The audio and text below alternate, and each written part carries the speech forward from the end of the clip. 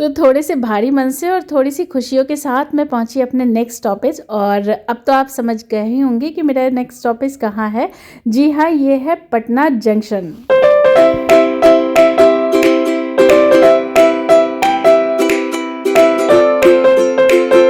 तो वंदे भारत ट्रेन में बैठने का ना अपना एक अलग ही क्रेज़ होता है। और सबसे ज़्यादा क्रेज़ होता है स्नैक्स का और फूड का, मतलब लंच का, डिनर का, जो भी है।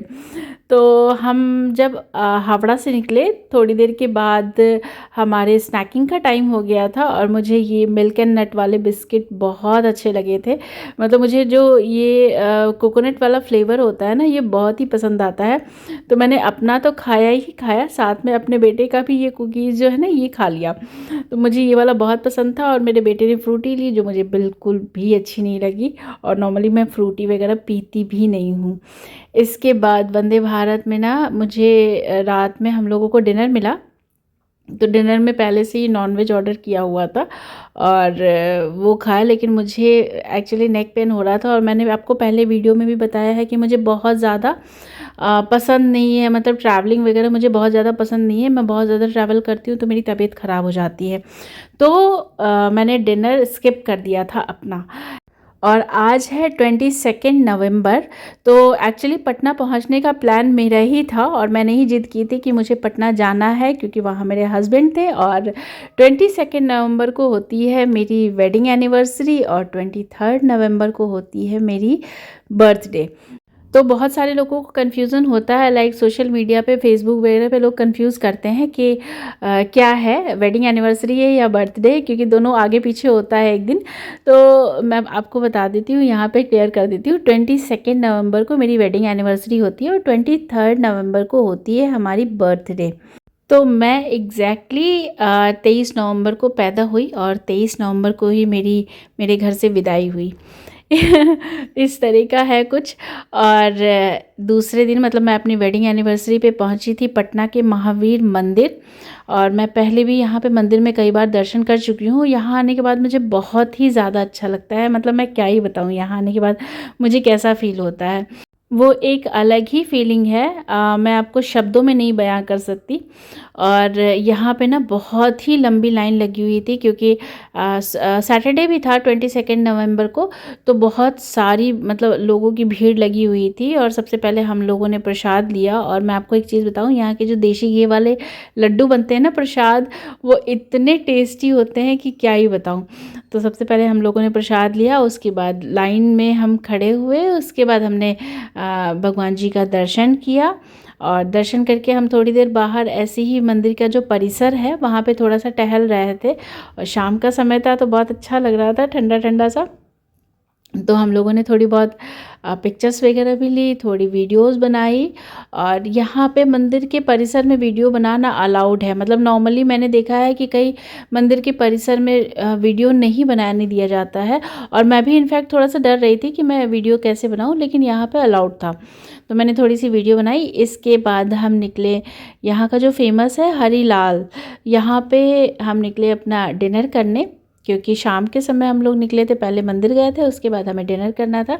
तो बहुत ज़्यादा मुझे पटना के रेस्टोरेंट का आइडिया नहीं है। मुझे लगा कि मैंने, मतलब एक्चुअली गूगल पे थोड़ा सा सर्च किया तो मुझे हरीलाल का एक अच्छा रिव्यू मिला।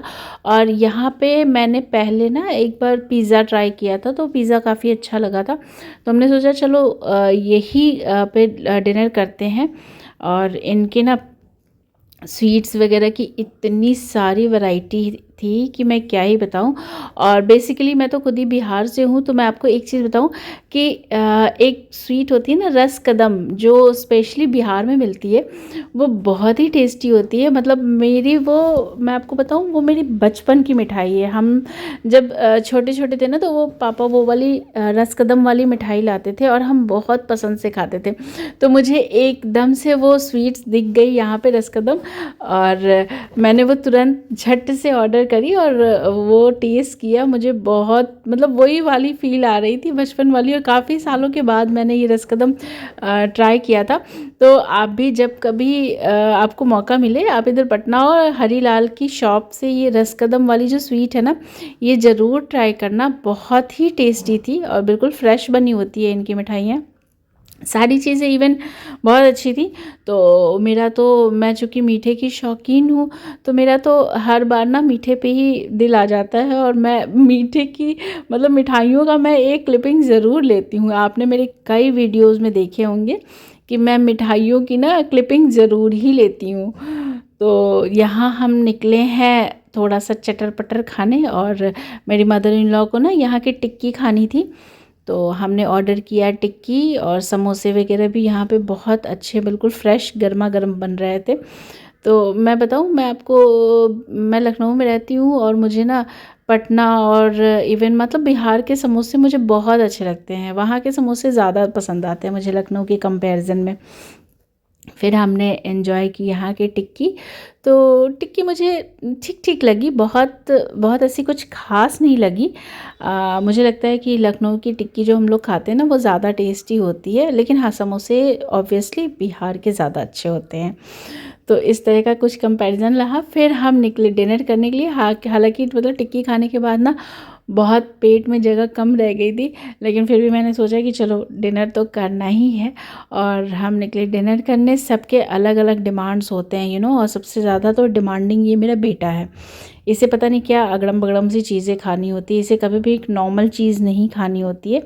तो सबसे पहले मैंने ऑर्डर किया था ये टोमेटो सूप, जो ओके ओके था। बहुत अच्छा नहीं था और बहुत बुरा भी नहीं था, थोड़ा सा मुझे मिठास ज़्यादा लगी इसमें, तो मुझे ये ओके ओके टाइप लगा। और ऐसा क्यों होता है कि मैं ना आधा फूड जब खा लेती हूँ, तब मुझे याद आता है कि अच्छा क्लिपिंग भी लेनी थी। तो मैंने ये क्रिस्पी कॉर्न मंगाया था स्टार्टर में, और जब मैंने काफ़ी हद तक इसको मतलब निपटा लिया ना, उसके बाद मुझे याद आया कि अरे यार, मुझे इसकी क्लिपिंग लेनी थी और मैं क्लिपिंग नहीं ले पाई। तो मुझे एक ये क्रिस्पी कॉर्न की जो इनकी डिश थी ना, ये काफ़ी अच्छी लगी, और मैं देखो कितनी थकी थकी सी लग रही हूँ, प्रॉपर एक रेस्ट नहीं मिला। तो मैं सोच रही थी कि बस जल्दी से सब ये सब वाइंड अप हो और मैं घर जाऊँ और सोऊं। तो इन सब थकान में ना मैं ऊट पटांग हरकतें भी कर रही हूँ। देखो, मोजरी की अपनी क्लिपिंग ले रही हूँ, और मुझे ये वाली मोजरी बहुत अच्छी लगती है, क्योंकि ये स्पेशली जयपुर से मेरी बेटी लेकर के आई थी मेरे लिए।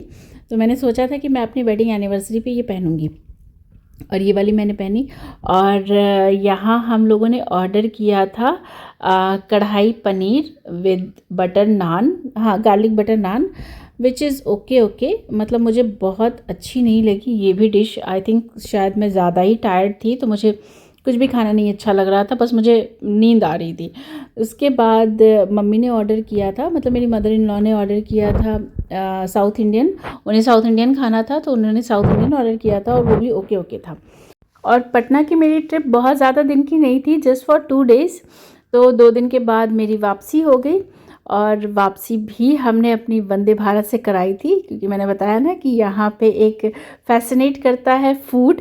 और ये देखिए, पटना से गोमती नगर की ट्रेन है ये। तो मुझे वापस अपने शहर आना था लखनऊ।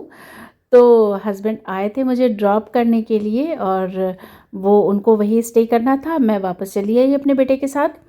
तो ये वाली जर्नी मेरी बहुत ही अच्छी लगी, और ये पूरा पूरा मतलब लखनऊ से कोलकाता, कोलकाता से पटना, और पटना से फिर वापस लखनऊ, ये हमारी पूरी जर्नी मतलब मैंने इस ट्रैवल व्लॉग में कवर अप किया है।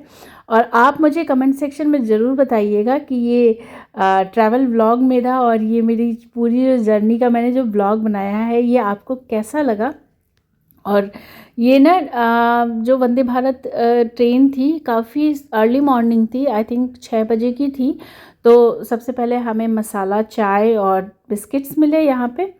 तो मेरा बेटा तो मसाला चाय पीता नहीं है, इवन चाय ही नहीं पीता है, और मैं भी घर से पी कर के आई थी। और मुझे ये डिप वाली और इस तरह की जो मसाला चाय होती है ना, मुझे थोड़ी कम पसंद आती है। इसके बाद हम निकल पड़े अपने डेस्टिनेशन की तरफ, और ये देखिए, ये है बनारस का घाट, जो कितना सुंदर लग रहा है ना। और अयोध्या क्रॉस करने के बाद हमें मिला लंच। तो लंच में मैंने तो अपने लिए वेज ऑर्डर किया था, which is paneer, dal, rice, roti, salad, दही, और एक डेज़र्ट भी था, गुलाब जामुन था। तो ये सारा कुछ हमने लंच निपटाया अपना, और तकरीबन 2:30 बजे हम पहुंच गए अपने डेस्टिनेशन पे। और आप दुनिया भर घूम के आओ ना, आपको सुकून अपने शहर में ही आकर के मिलता है। तो ऐसा ही कुछ मेरे साथ भी है। मैं हर जगह घूम कर के आ जाऊँ, लेकिन मुझे ना सुकून और चैन अपने घर में ही आकर के मिलता है। और फाइनली मैं पहुंच गई अपने घर। How was your trip? Trip was very good. It was kind of short. Yes, it was short trip.